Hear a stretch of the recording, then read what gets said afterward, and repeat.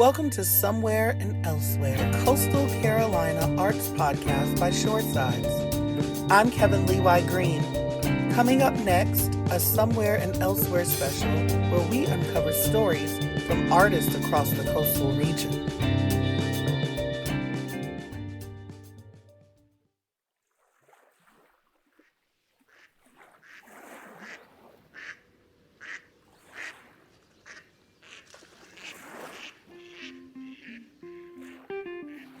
Harkers Island is a small community off the coast of North Carolina. About 1,000 people call it home year-round. That number always increases during the summer as people come to enjoy the sand and the water, but there's also a surge of visitors in early December for a very different reason: the Harkers Island Decoy Festival. Every year, for 2 days, people from all over the country come together to partake in all things involving fake ducks and other waterfowl. I really didn't think there was many people that like decoys that there were until we got started. That's Wayne Davis. You can hear in his accent that he comes from a long line of coastal North Carolinians. And in 1987, he and 6 other local carvers founded the Core Sound Decoy Carvers Guild, the group who hosts the Decoy Festival. Since then, that small band of carvers has grown to include members from around the world, and their festival is now a major economic driver for their community. Last year they sold $55,000 worth of t-shirts. This is a lot of people. Hundreds of visitors pack the gym, the cafeteria, and every classroom of Harkers Island Elementary School to display their decoys, to carve decoys, to compete in decoying competitions, and of course, to buy some decoys. I'm not bragging when I say this, but I think people are crazy for doing it. But I haven't had a booth in the show in about 20 years. And the last show I was in, I had made 540 little ducks, and I sold them all in 45 minutes.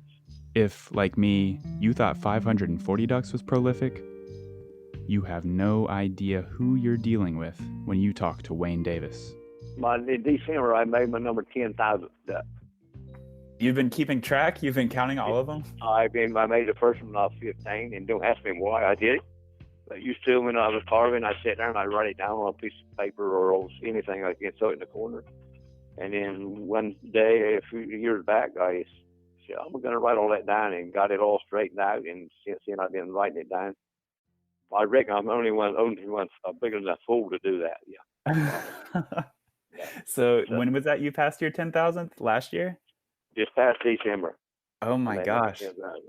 Are you still keeping track, or did you stop at 10,000? Oh, no, I'm still keeping track. I got to get out of 20,000.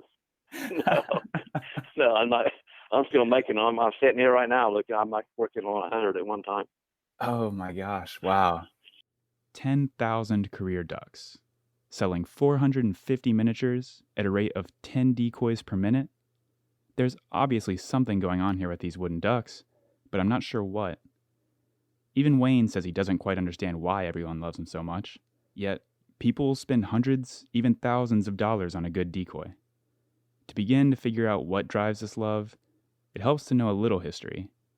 And you can't bring up the history of Core Sound decoys without bringing up one name: Mitchell Fulcher. I just call him my great uncle. I'm sure it's probably more than one great. But at any rate, everybody I grew up around in my family always referred to him as Uncle Mitchell. That's Casey Arthur. He's another member of the Carvers Guild, and he grew up in Stacy, North Carolina, the same town his Uncle Mitchell grew up in over a century ago. He had a style that was really infectious, and it kind of went like a virus all the way across my hometown, and everybody that carved on Stacy used his patterns. A lot of people even tried to paint like him. He was just a phenomenal craftsman and painter. You could tell what he liked and what he didn't like, and what he liked, he stuck to pretty hardcore. But that was kind of the early beginnings of a true core sound, a recognizable core sound style. The core sound style. According to the Core Sound Decoy Contest rulebook, the style is more defined by what it isn't than what it is. Rule number 1, no eyes, no eye sockets or eye channels. Rule number 2, no fragile or detailed bills, no nostrils. Rule number 3, no inserts or raised feathers, no feather groups, and no painted feathers. Rule number 4, no burning, no stoning, no texturing. And rule number 5, no blending of paints, no antiquing paint, and no airbrushing. Painting shall only be done in the traditional method of block painting. The result? Core sound birds, with their lack of fine detail and their bold, solid coloring patterns, look closer to minimalist Art Deco style sculptures than they do living birds. If you were trying to make a short dictionary version of a definition of the core sound style, it would be simple but elegant. That's kind of what you're going for when it comes to the core sound style. If you find yourself breaking out a wood burner or a series of gouges to cut in a ton of relief cuts, or if you find yourself, looking for a bunch of random tools and stuff like that, you'd be probably veering away from the core sound style.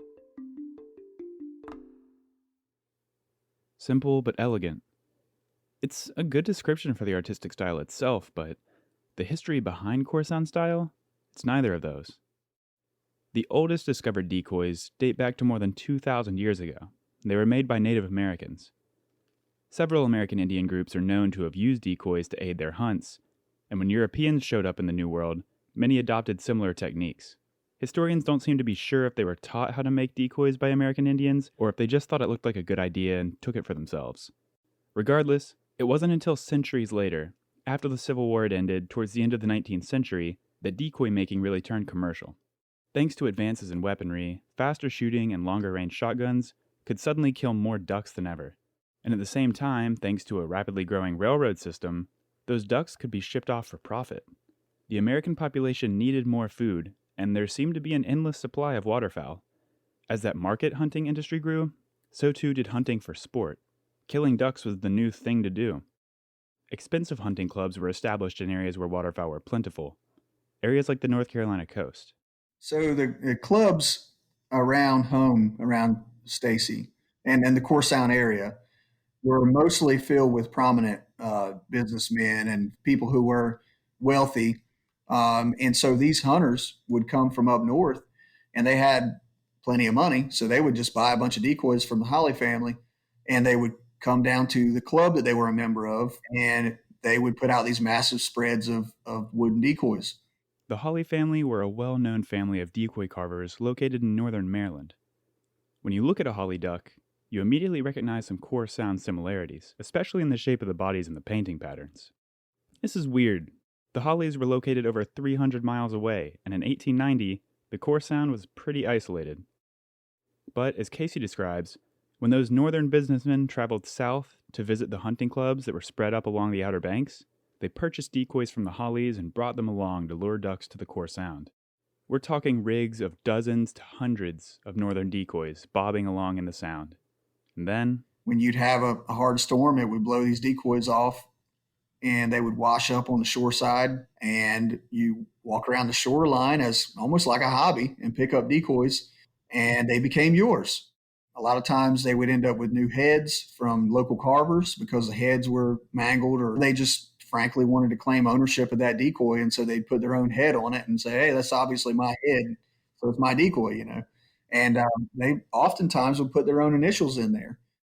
That's what we call, in the world of core sound decoys, we call those birds club ducks. If they have a head by a local carver, but the body is from usually like a Maryland carver, and it has a local kind of rig marker in there, which is basically someone's initials, then that would be a club duck. So, while Mitchell Fulcher was already carving his own decoys and developing his style, he was also collecting these Holly family and other northern decoys that washed across the sound and retrofitting them. In many ways, the tenet Casey mentioned of simple elegance, it was just a result of the tools Fulcher had to work with. He was carving his birds with nothing but a draw knife. Casey says it was even rumored that Fulcher painted his decoys with a goose feather. If Uncle Mitchell had an airbrush, he probably would have used it. If more technology had been available and he could have afforded it, he probably would have used it, because he was making tools. He wasn't making art. He was making a tool to go get his dinner with out in the local grocery store that we call Core Sound.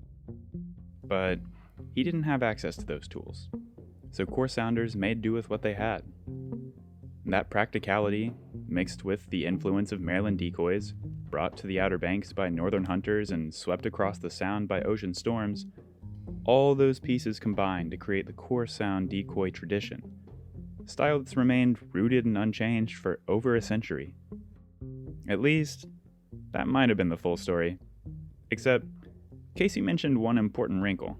If you look at Uncle Mitchell's work, which is undoubtedly one of the earliest pioneers of core sound decoys, he would put eyes in his decoys, he would put eye channels, he'd carve a nostril, he would paint somewhat of a feather speculum pattern, he would blend oil paint.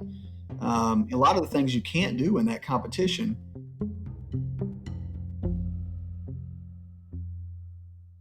Mitchell Fulcher, patriarch of core sound style, was breaking the rules from the start. And this begs the question, what constitutes tradition? Who decides what it is and what it isn't? And where does it stop and start?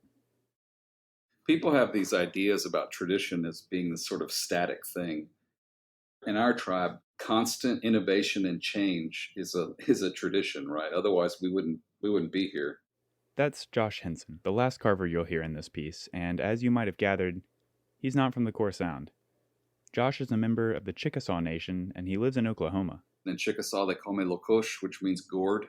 I'm like a water gourd or, a rattle. What I like about Josh is he has a unique perspective on tradition.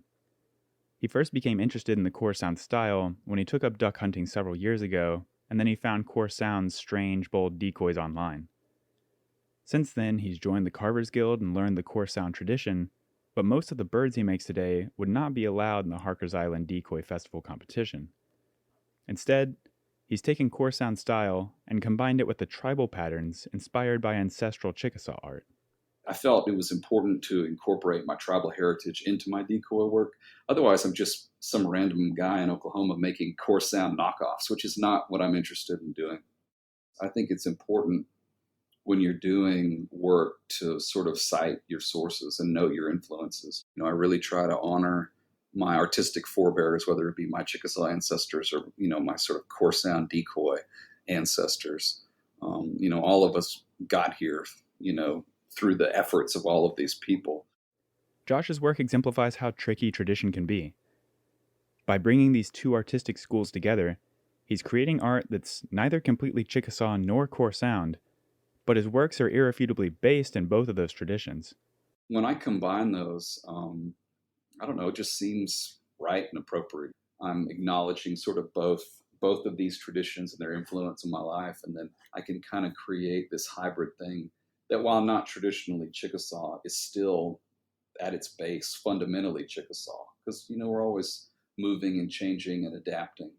And cultural history is not the only sort of legacy that these decoys embody. They are carved to fit into these large cultural traditions, but each decoy is handcrafted, and in turn, each carries its own personal history that speaks just as strongly. I've always had an interest in surfaces and the sort of the visual history of a work, like how it's built. You can leave the process evident on the surface, and it just makes it more interesting. Hunting over birds that my friends have made, even if the hunting's terrible, you still have something beautiful to look at. Every sort of bump or jostle or paint rub or whatever happens just sort of contributes to sort of the overall history of these working birds, right? You hear a lot of carvers talk about this idea. After all, decoys are both art and tools at the same time. Where a scratch or a blemish might have destroyed the value of a painting, each scar just seems to add to the decoy's personal history. These wooden birds take on lives of their own. Alright, so maybe tradition and legacy, they're not quite as regimented as the competition guidelines suggest. They're malleable and broad ideas, and they mean different things for different people. The Carvers Guild on Harkers Island was established by 7 men when it looked like the tradition of core sound decoys was on the brink of extinction. Now there's an annual festival, we've got a museum devoted to decoys, and a new generation of carvers who continue to build, adapt, and carry on the core sound history. I really think people care about them just because it's something tangible that also has, a past. I have a bird It's a duck that is prominent around the Core Sound area in hunting season. Well, I have a decoy that has a head by my Uncle Mitchell, and the body is by Bob McGaw, which is a northern carver, and it has a paint job and a rig marker by Henry Murphy, which is from Davis, which is the next town over from my hometown of Stacy. 3 of the best carvers ever to live on this planet has something to do with that one decoy that sits in my collection. Find me a plastic decoy that has that kind of history. And I want to make sure that other people that are interested in making decoys,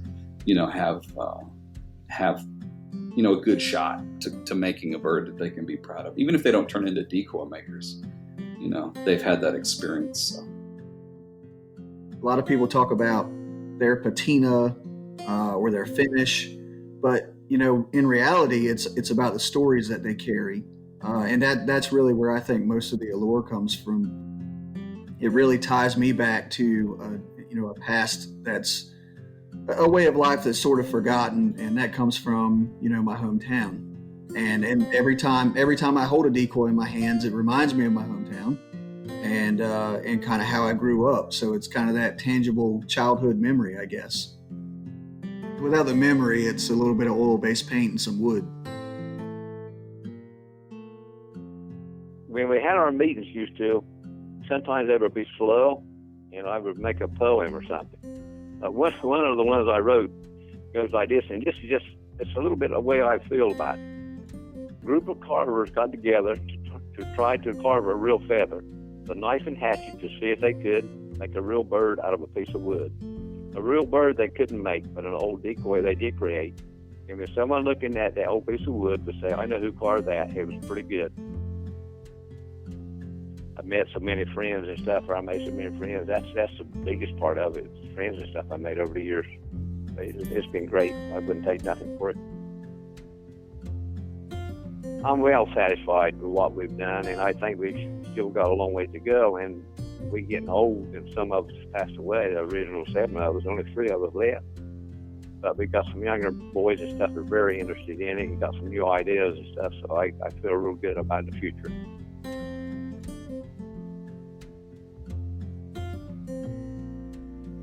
Thank you to the Core Sound Decoy Carvers Guild for allowing this story to be possible. A special thanks to Jerry Talton, Josh Henson, Casey Arthur, and Wayne Davis for taking time out of their days to speak with me and educate me about all things decoy related. They are all incredible storytellers.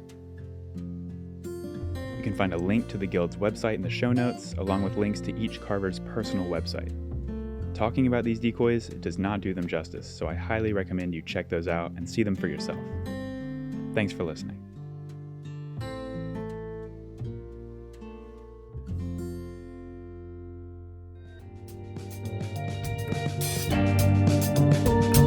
You've been listening to Somewhere and Elsewhere, a Coastal Carolina arts podcast from Working Narratives and Shoresides. Shoresides is a local journalism project serving the coastal Carolinas and beyond. Know of a coastal Carolina artist we should be covering? Contact us at info@shoresides.org. I'm Kevin Levi Green. Thank you for listening.